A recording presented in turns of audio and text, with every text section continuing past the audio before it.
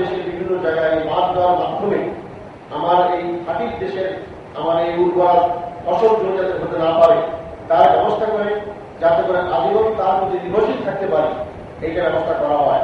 এটা কিন্তু স্বাধীনতার প্রতি চরম আঘাত।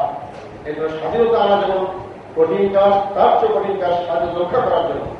আজকে যে দেশের কাছ থেকে স্বাধীনতা হুমকি হতে পারে, সেই দেশের বন্ধু কোন দল ক্ষমতায় থাকলে তাদের কাছ থেকে আমাদের দেশের স্বাধীনতা রক্ষা করা কঠিন ব্যাপার এবং পরিশ্রম সম্ভব নাও হতে পারে।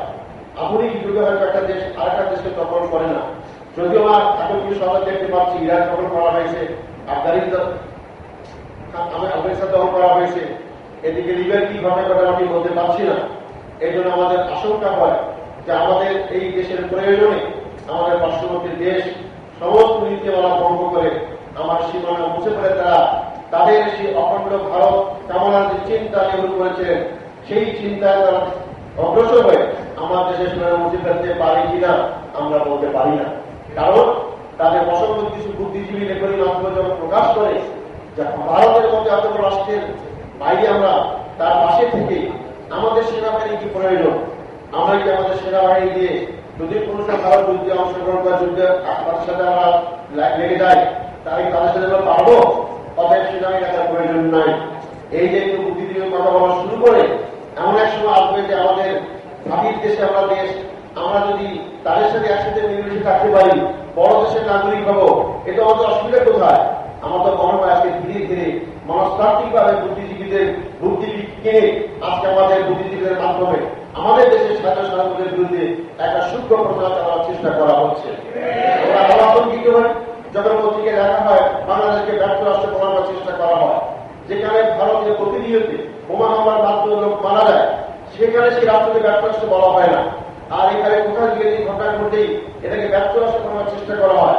ব্যর্থ রাষ্ট্র মানে এই রাষ্ট্র তার দেশকে চালাতে ব্যর্থ হয়েছে। আমি যদি আমার দেশ থেকে ব্যর্থ হই, দেশে চালাবে কে?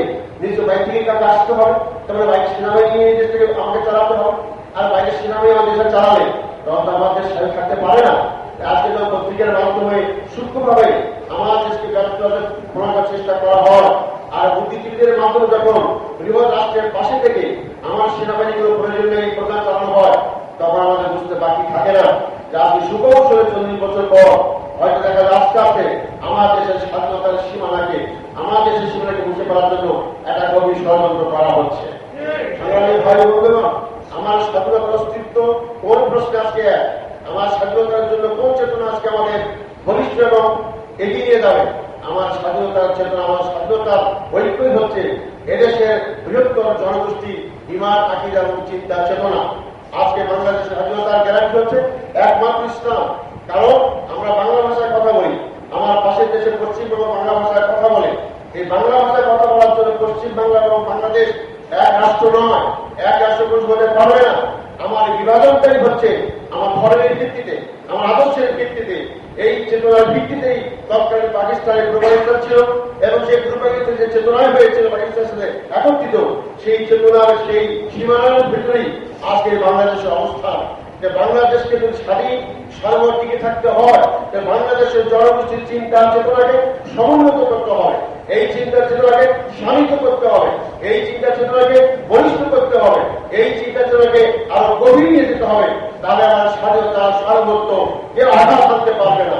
আর এই আঘাত আনার জন্যই পরিকল্পিত হবে ইসলামী চিন্তা চেতনার বিরুদ্ধে আজকে পরিবদ্ধভাবে ষড়যন্ত্র করা হচ্ছে। এই জন্য ৭২ সালের সংবিধান মেনে নেওয়ার নামে আজকে সংবিধান থেকে ইংলিশ করার চেষ্টা করা হচ্ছে, আল্লাহ বিশ্বাস ঘোষণার চেষ্টা করা হচ্ছে, রাষ্ট্রকে উঠার চেষ্টা করা হচ্ছে। আজকে মুসলমানদের দৈনন্দিন জীবনের প্রয়োজন ঘটনাকে নিষিদ্ধ করার চেষ্টা করা হচ্ছে। আজকে ইসলামের আপনার পক্ষে ঘোষিত আজকে পর্দাকে ফরজ আর ঐচ্ছিক পথে নিয়ে যাওয়ার চেষ্টা করা হচ্ছে। মাদ্রাসা আন্দোলনের নামে সেখানে বিজ্ঞান শিক্ষা দেওয়ার মাধ্যমে ইসলামকে নির্মূল করার চেষ্টা করা হচ্ছে। এইভাবে যদি বাংলাদেশের ১৬ কোটি মানুষের চিন্তা চেতনা থাকে ইসলামকে নির্মূল করা যায়, তাহলে দেশ স্বাধীন থাকলেও আমরা মূলত সাংস্কৃতিক ভাবে ধর্মীয় ভাবে আমরা পরাধীন হব। এই পরাধীন জাতি হিসাবে বাংলাদেশের ১৬ কোটি মানুষ বিশ্বের দরবারে মাথাতে দাঁড়াতে পারবে না। স্বাধীনতা দিবসের চেতনা হোক, বাংলাদেশের 16 কোটি মানুষের ইমানকে চেতনাকে বলিষ্ঠ করা, শানিত করা, ঐক্যবদ্ধ করা ইসলামী চেতনায় বাংলাদেশের সাথে গ্যারান্টি, সেই গ্যারান্টিকে অর্জন করতে হলে ইসলামী চেতনা সম্মিলিত বাংলাদেশের জনগণকে ঐক্যবদ্ধ করতে হবে। এই ঐক্যবদ্ধ থাকলে কোনদিন কোন সময় বাংলাদেশকে পরাজিত করতে পারবে না। আল্লাহ হাফেজ। বাংলাদেশ জিন্দাবাদ। বাংলাদেশ জিন্দাবাদ। আসসালামু আলাইকুম।